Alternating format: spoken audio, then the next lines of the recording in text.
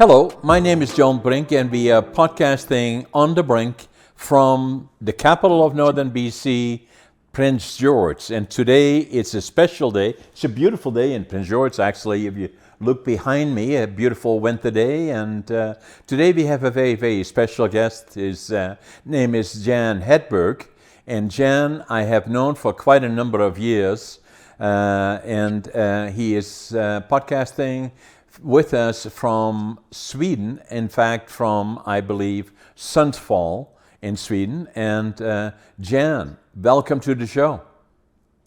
Thank you, John. Thank you very much. And it's true, I'm sitting outside Sundsvall today. And it's a beautiful winter day here. What's the weather like in Sundsvall? It's about in the middle of Sweden, Jan, right on the east coast of Sweden? Yes, that's true. It's close to the middle of Sweden and just by the Baltic Sea. But unfortunately, I wish I was in Prince George today because we have a gray weather here, and we have plus 1 Celsius degrees. So the snow is melting. We had a snowfall this night, and we haven't seen sun for some days. Now the climate is not unsimilar to what we have in Prince George, right? So for us, it's in and around zero for the next couple of weeks. I was looking at this morning, where it goes anywhere between +1, 2, 3 maybe, to up to a -5, 6, 7, 8 in that general area. Although we had up to 40 below about a month ago for about a week, you know. Yeah, I saw that because I'm following you, and I had contact with Scott also here, and I heard that you have very low temperatures. Usually this time of the year in January, we used to be 5 to 20 minus Celsius. Right. But now we have had a strange weather. It goes from 15, 20 minus down to +2, 3. So up and down with a lot of ice and problem with ice on the roads. Yeah, through the years, as you know, I was born in Holland in 1940 and lived there till I was 24. And the climate was much colder then. Even in Holland, we used to skate very regularly, where now that is an exception, more so than it used to be when I grew up 40, 50 years ago. Yeah, and I know that the Dutch people, they have the competitions moving up from Netherlands to Sweden to Falun area where I have lived for many years. So they used to have ski race, and I think they had the Netherlands championship in Falun a couple of years. Yes, and that was one of the things that I did. When I grew up, I played soccer for one. And then I was a speed skater. I was pretty good, actually, champion in northern of my province, and I was competing in the championships, not at a national level, but I was pretty good. And then the other thing that I did is judo, and and those were the three main sports that I was involved in. But soccer, as you well know, is huge in Europe and actually throughout the world, right? Yes, but today I don't think they can skate at all in Netherlands. I saw some film clip where they got through the ice one day. I don't know when it was. But. Yeah. So, Jan, we have known each other for maybe 5, 6, 7, 8, 9, 10 years or so. And the reason some more than 10 years since more than first. Oh my goodness.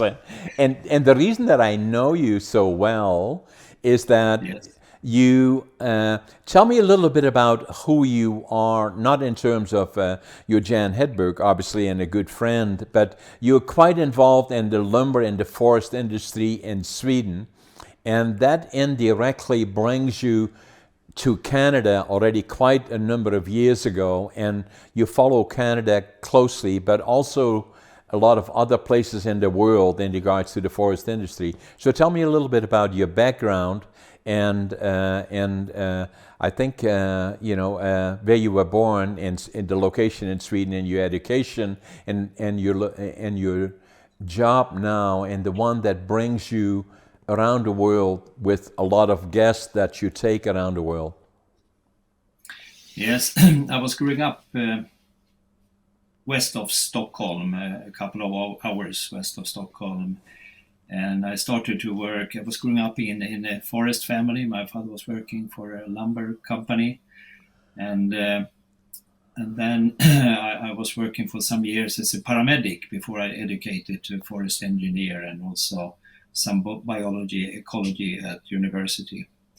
And was that in Copper Mountain? Yeah, in Copper Mountain. Right. It's a mining. Okay, and then you were town. Educated in Copper Mountain. No, it's a place called Skinnskatteberg. Okay. Skinnskatteberg, it's a school for a forest engineer. It belongs to the Swedish Agriculture University. And I also studied a couple of years at the University of Umeå, up north in Umeå. And after that, I started to work for the National Board of Forestry and then for a forest owner association called Mellanskog. Mellanskog, yes. Yes. And after some years for them, it went into for me to work with making tours for forest owners and also foresters from all over Sweden. And today it's also Norway. We have got a couple of travelers from Finland, Denmark also, to bring people for study trips, field trips to other countries. Now, the organization that you work for, the group Forest, I didn't quite get the name right, but that it's an organization of forest owners, or that, yes. Because in Sweden, different than we have in British Columbia, in other places of Canada as well, but talking mainly about British Columbia, where the timber in British Columbia is owned and controlled by the people of British Columbia. Up to 96% of the timber belongs to the people, and the Crown manages the forest. And they have a sustainable harvest volume they do on an annual basis, which they call the AAC, annual allowable cut, to maintain that volume in perpetuity going forward. That's different in Sweden, where most of the timber is owned privately, correct? Yes, that's correct. In Sweden, if we compare, half of the forest land are owned by small woodland owners, family forest owners. And the rest, 50%, is about 1/4 or 25% is crown land or municipals, regions, and the last 25% is bigger companies like Stora Enso, that you maybe have heard the name of, SCA, and some other bigger companies. So it's an interesting balance. Here we have, you can see it more on this slide here. So this is roughly. The church is also a part of this ownership with bigger ownership. And if we then look for this 50% of small woodland owners, it's about 320,000 small woodland owners. In average, is 50 hectares, or 125 acres. Right. Bigger in north, smaller in south. Yeah, we have something very much smaller than that as woodlot licenses, but relatively few. But so the other part that is, and I'm looking for similarities between us and BC and Sweden, the species are not unsimilar. The dominant species are spruce, and the other one are pine, and then some other species. And I think you're showing it here. Yes. You know, so where are the differences there, if any? Yeah. We don't have so many species as you have, but the main, as you said, spruce and pine. And the spruce we have is Picea obis, or Norwegian spruce in English, very close related to white and black spruce as you have. Yeah, And because the pine, yeah, when I grew up in Holland, you know, and I yeah, was involved in the lumber industry there, we used to buy a lot of the rough lumber, cut yeah, rough lumber from Sweden in particular.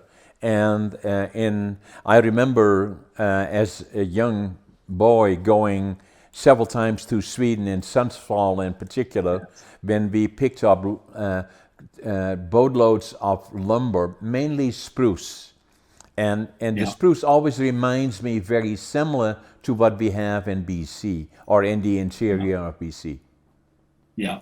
It's very close related and behavior of the wood also. And the same with And the pine then, Jan? and the pine is Scotch pine, Yeah, Pinus sylvestris, and quite close related to lodgepole pine. lodgepole pine. Yes.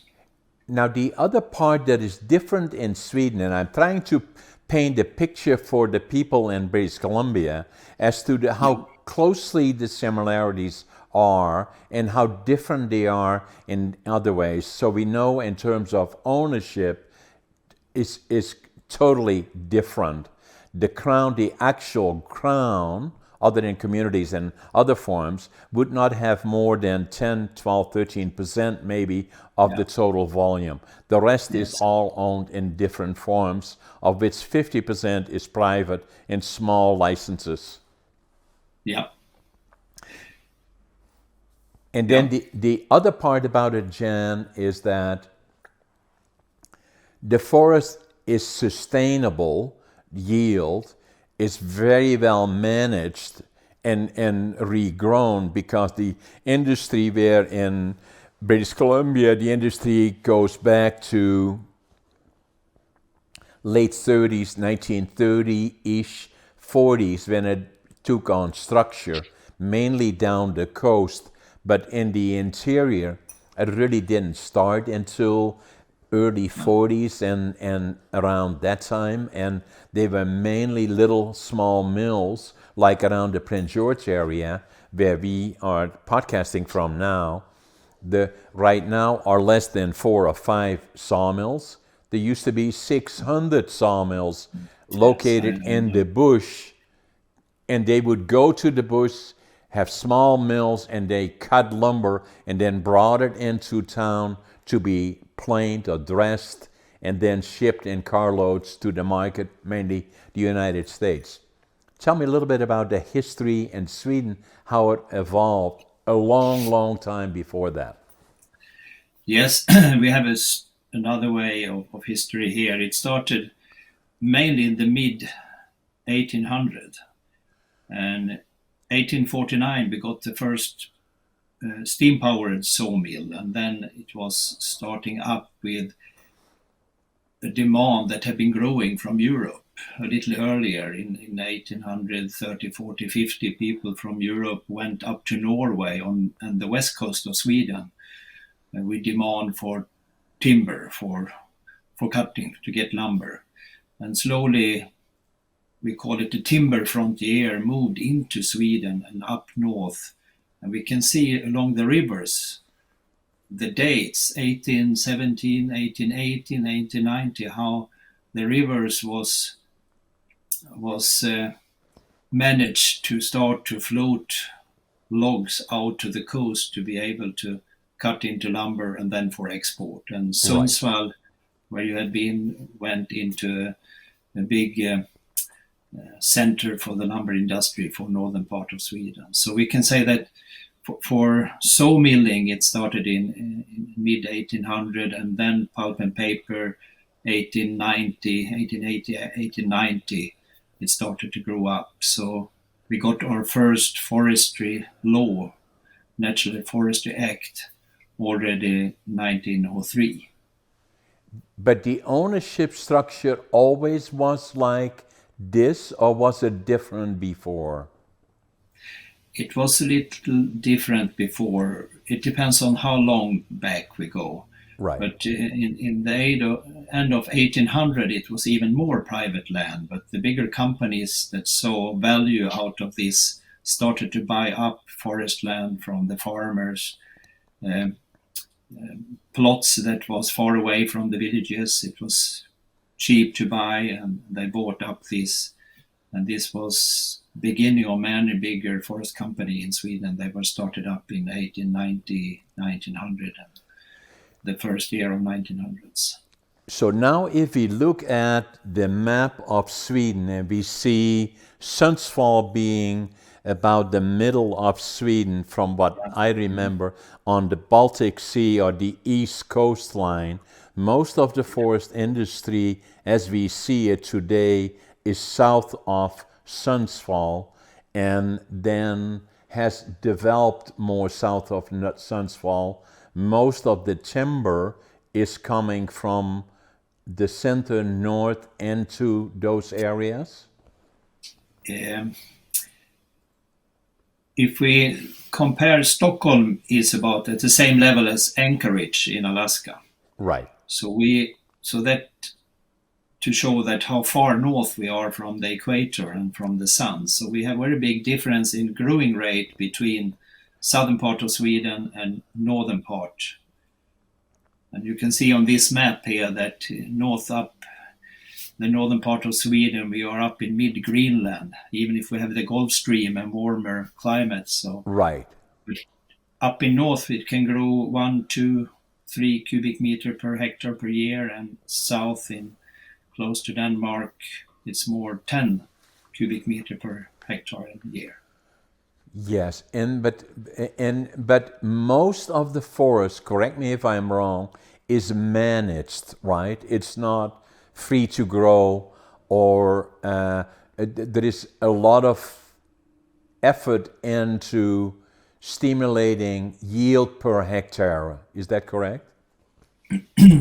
Yes, it's a big discussion just now because we are in the European Union, and the European Union are starting to have more and more regulations on the northern forest land, Finland and Sweden, how it should work for the future, for the climate and so on. The Green Deal, if you have heard about right. the program in Europe. And if we look for today, about 90% is managed in Sweden of the forest land. 68, if we take Sweden as a whole, 69% of the total land is forest land. Right. And out of that, I would say about 90%. It depends on how you count with the national parks, reserves, and also this 320,000 small woodland owners. They put aside 5 to 10% to be able to be certificated. They need to set aside land. So if you put all this together, I think we are more close to 20% of the total land base is the working forest, or set aside for nature and national parks, reserves. Correct. And the rest, 80%, is managed for production. So the total hectares would be around 22 million hectare? Yes, 22, 23 million hectares, but it's a special definition that we call productive hectare. So we are not counting area with less than 1 cubic meter per hectare per year in right. growing rate. Right. And this is a change now that we maybe will start to count all forest land, and then we have about 28 million hectare. And that would then be, depending on location, be it all the way up north, less yield per hectare, but the objective is to get to a substantial higher yield per hectare Would that be the because I remember about 30, 40 years ago, and I may not have the numbers right, but you went through all of this before as well, where they made a dramatic change to the trying to increase the yield per hectare, but also change the industry in terms of making more value-added products rather than just, I call it dimension, but they changed that entire industry dramatically, but they went through a period where they didn't have enough fiber to feed their primary manufacturers, and then made a major change that then pushed it in totally the different direction, where 10, 20 years ago, 10 years ago maybe, that all of a sudden they were in a situation where they did not have enough manufacturing capacity, which then created an oversupply of fiber and not enough capacity to manufacture it. That then stimulated the whole industry changing into a new direction. And the reason that I talk about that is because that's where I believe we are in BC right now, in an industry in transition that must change, but still is struggling with the fundamentals of sustainable yield, growth per hectare, and all those other things. Yes, it's true. It has been the forest politicians and also the bigger companies' strategies have changed over the years. If we go back to the 60s, there was a big discussion and worries about how the raw material should be enough for the pulp and paper industry.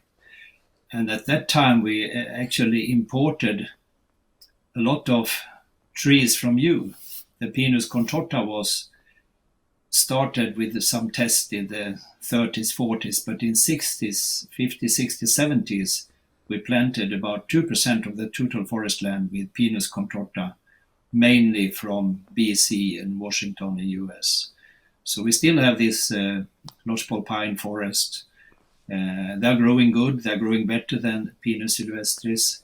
And just for our people that are watching, what you're making now references to is changing the species that were traditional in Sweden and introducing species that we were growing in BC in particular to become the new forest in Sweden. Yeah. And so it was a big transition, and I believe that this should help the industry for the future. And the lodgepole pine is growing better than our Pinus sylvestris.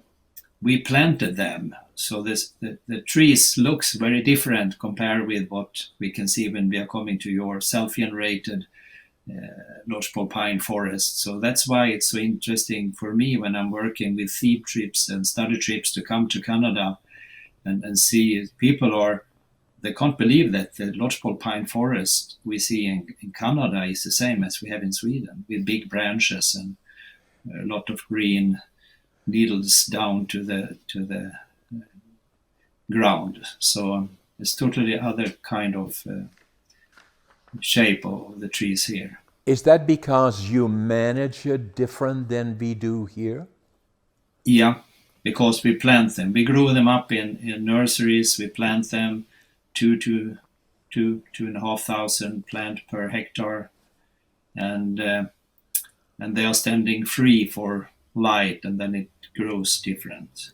We have some good examples when they have made bigger areas with seeds, spreading out seeds, and then we get very good quality on the lodgepole pine. So the discuss comes and goes about lodgepole pine. So one of the areas now, and I'm doing a program, as you know, and you're part of that right now, is the BC Forest Industry and Transition, is that saying, what can we do in BC, where we are going now through a period, not only inflation and other temporary things, and the Ukraine and all the other things that have affected the market. We'll talk about that a little bit later. But more or less in terms of the mid to longer term, how do we get through the midterm where we lost most of our lodgepole pine to pine beetle and the spruce beetle, and they are struggling still with how do we create stability in our annual allowable cut in our working forest, which is just about the same size as yours, but how can we improve the species and then grow more volume per hectare? And where now we have gone from an average of about 60 million cubic meters annually to about 40 because of pine beetle pandemics and other pandemics, and then other political things that have happened, preservation of what they call deferral of the old growth timber, mainly coast, but also in other areas. All those issues have sizably reduced the amount of volume of timber available to the primary sector here, where we have gone from 40 million cubic meters to more closely to 40 or less per hectare, which has resulted in close to 35 sawmills closing down. And for every sawmill, virtually 4 sawmills support 1 pulp mill, potentially up to 4, 5, 6 pulp mills have to go down, and the industry is still adjusting.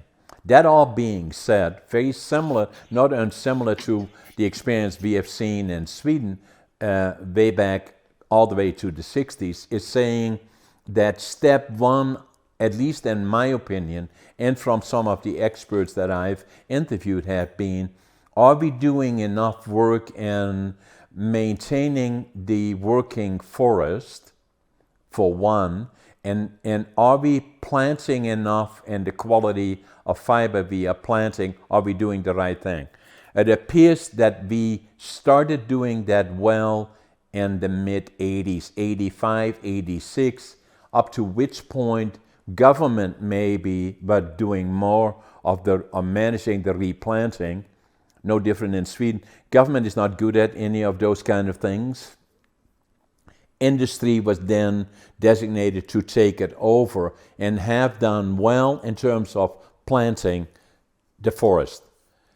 The problem now is that because of disease, policy to a certain extent, fires to a certain extent, we have lost a lot of our AAC, and now we are at probably one of the lowest points in terms of available fiber. First, are we doing the right thing on the forest? We planting more than 3 or 4 trees for every tree that we harvest. That's likely a good thing.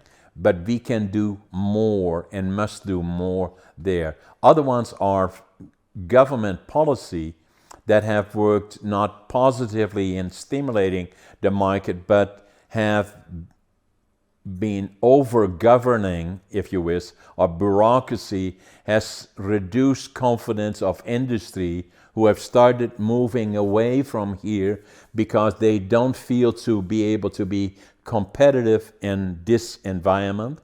And we have seen them going in particular to the United States southeast, where we have a lot of lodgepole pine growing on the old cotton fields more than anything. And so a lot of investment has been made there. Others, like Canfor, for instance, but also other companies have invested in Europe, but Canfor in particular in Sweden has bought into some of the main operations there. So BC is going through this as we speak and look forward, and I believe that it is an opportunity where we can change direction in learning from countries like Sweden that have had such an history, not unsimilar to our conditions, and what can we learn from them as we go forward at this point. And one of the things that I've been advocating is that let's stimulate more investment in the industry from secondary manufacturing, further manufacturing. How much more can we add to the fiber as we manufacture, rather than making dimension lumber, but go beyond that. And in order to do that, we have to then create reasonable expectation by investors to have access to fiber. Now, Sweden having gone through, I'm asking a lot of questions all at the same time, but I know you well, and you know this is not unsimilar to you. What, in your opinion, seeing all these similarities, would you suggest what direction you see Canada and BC in particular, but the industry, looking back at Sweden and your experience in Europe and all the other things around it, what do you see where we can go forward here in changing the industry and creating confidence in investors that there is a good future? I think first of all, we have to remember that we belong to the same ecosystem. We belong to the taiga, the northern coniferous forest. So it's not so big difference with your forest, coniferous forest, and ours. It's the biggest land ecosystem of the world. So that's to start with. And if we take Sweden, BC is about 2.1 Sweden, and the annual cut in Sweden has been between 70 and 95 to 100 million cubic meter. And it's been quite steady between 70 and 80 million cubic meter per year for many years. And are you still with me? Oh yeah, no, I'm listening. I love it. I love your analysis here. It's very, very important. Go ahead. So the annual cut in Sweden has been even higher than you have had on the smaller land base. And I think it had to do with the long tradition, and also that we started with forest regulations more than 100 years ago to plant and to pre-commercial thinning, commercial thinning 2-3 times. So we have a tradition with very intense management, and this also brings up high volumes. And we have a national measurement for all the forests, so that started 1923. It's 100 years ago now, this year. And we can see, if we said we had 1 cookie 1923, today we have close to 4 cookies. And we have been harvesting 4 or 5 cookies on the way. So it's growing, and we still have a forest industry that's employ a lot of people. We have some other problems, of course, because we have not. It has been intense, so we don't have so much land, and we have maybe 4,000 or 5,000 people on the red species lists. Half of them in the forest land out of 60,000 species.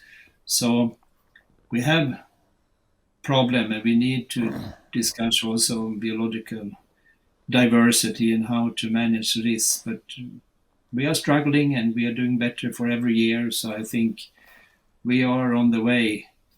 But if we look for the raw material and for the industrial wood, the success in Sweden is both that we have a lot of private land. People care.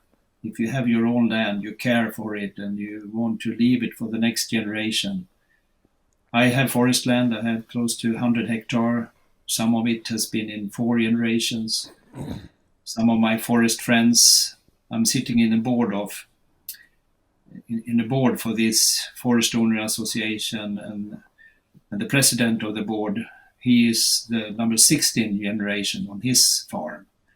So if you add this land to every new generation that you have been growing up, of course you want to take care of it as best that you want. You want to get value for selling fibers, lumber wood, but also you care of it for the biological diversity. You want your children and grandchildren to live on this land on a stable wise for the future. So maybe one thing could be for Canada that to get more private land, people from the crown land to move it into private land, and also to have stronger regulations, plant more trees, have a more controlled system for pre-commercial thinning, maybe have one thinning per rotation time. Our rotation time is usually between 70 to 100 years today. Yeah, and So if you say 70 to 100 years, you're talking mainly the north, Jan, or you're talking more on average north and south? it's in average, I would say 70 maybe in southern part of Sweden now with a lot of spruce. And if you're coming up to pine, northern part of Sweden, 100, maybe 110 years also. Yeah. And But that would not be unsimilar to us, I don't believe, you know. The issues are so similar. If I'm talking to you about that, and as I've known from the past, is that as we are now going through a difficult period here, there's a lot of primary lumber mills and pulp mills and pellet manufacturers have shut down because of lack of fiber. That yeah, the question here then is, what does the future look like, and what should it look like as we go forward? How do we get through the midterm, meaning the next 30 to 40 years in particular? Is that, I believe that we are doing much more in terms of managing the forest as we were doing before. That's a good thing. Managing it in terms of thinning once, twice, but at least once, twice, if maybe not three times, yeah, would increase the yield substantially. And that I always have said here, even that although we are around 40 million cubic meters now at annual allowable cut, that I believe no different than Sweden, if we do the right thing, that we will have the same issue and problems as Sweden had, is that as we manage it well from here on forward, that the yield gradually through the midterm will go up to where maybe in a life, in what time means, 40, 50, 60 years sounds much to you and me or to the average individual, but in terms of a forest and a future of a province, not really. And that if we do it well, then we will be at the same level as Sweden, where maybe 40, 50 years from now, we will be dealing with close to 90 million annual allowable cut, and our challenge will be that we have too much fiber, not enough capacity.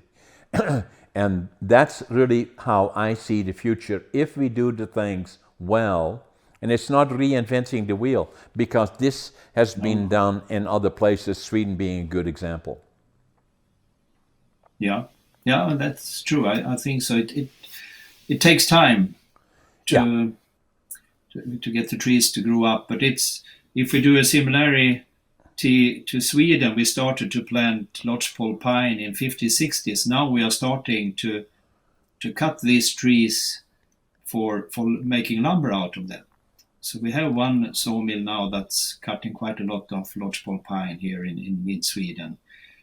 And we have 600,000 hectare with lodgepole pine. So that's new for us. And if we look for South Africa, all of the trees in forest production, forestry in South Africa, it's exotic trees from Africa, from Australia, New Zealand.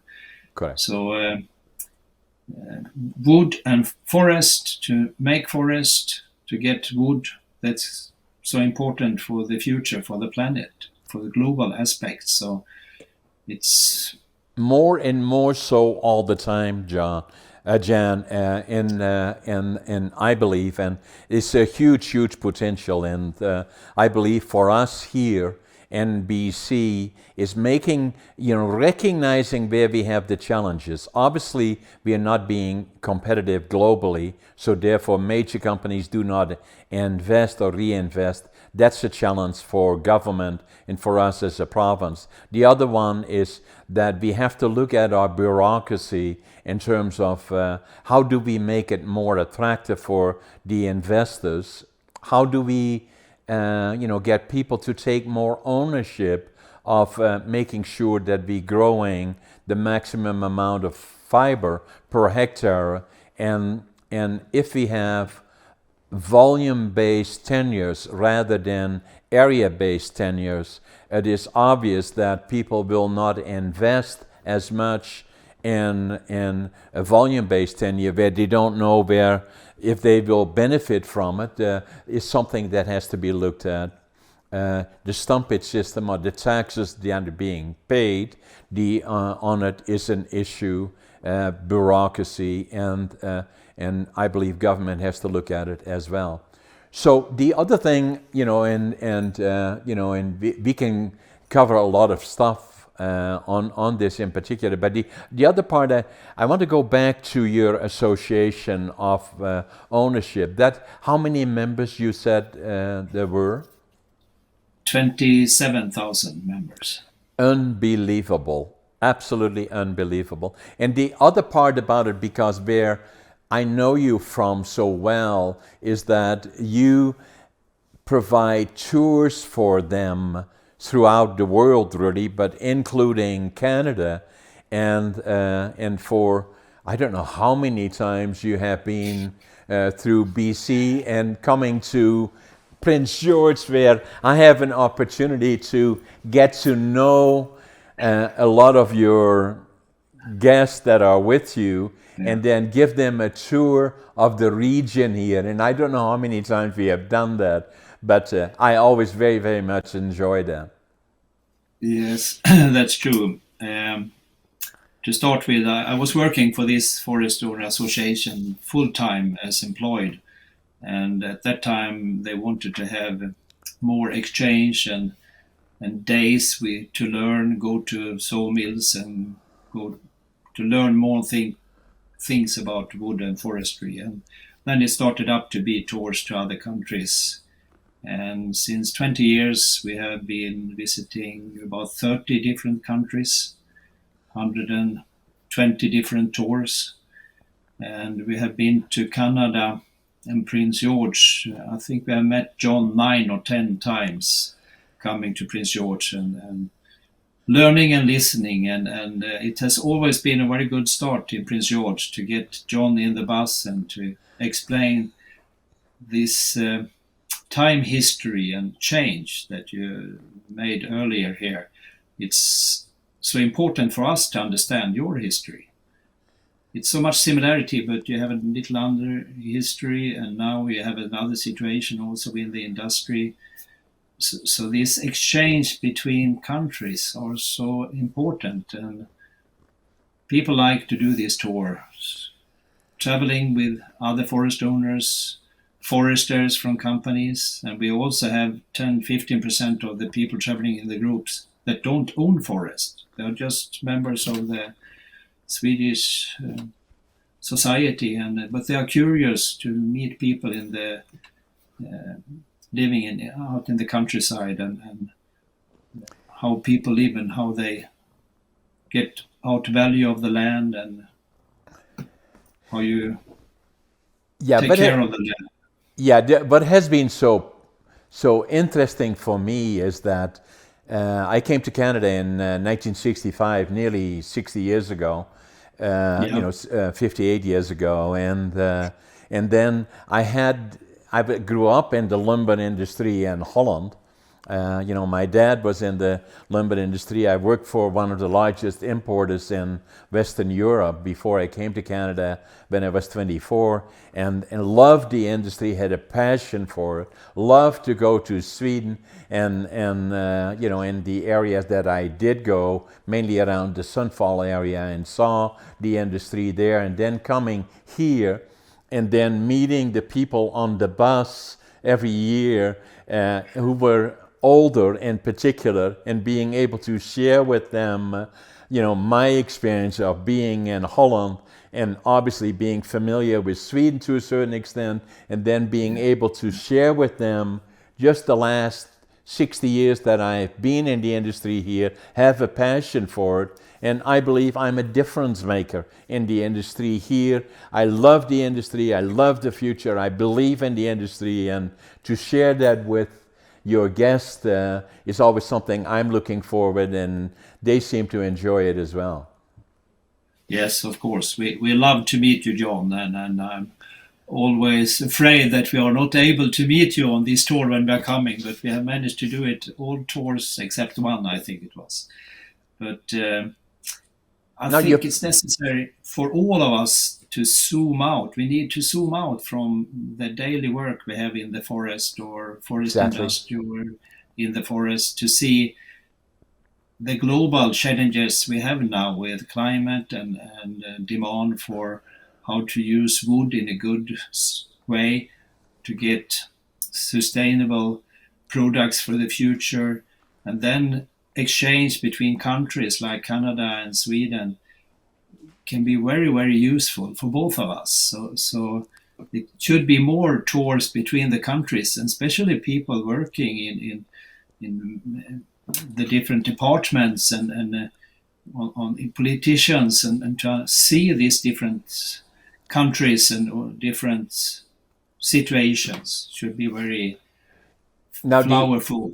I agree with that, Jan. And then the other part what is very important of that is that there should be more people doing the traveling, but not in all cases being able to do that. Like our podcasts are being watched virtually around the world, and in particular here in BC and in Canada, and we have a lot of people looking into. And this podcast in particular is unique because we know each other well, we know the industry well. You do, I do, and to share that with our public during a time of change is extremely important, I believe. And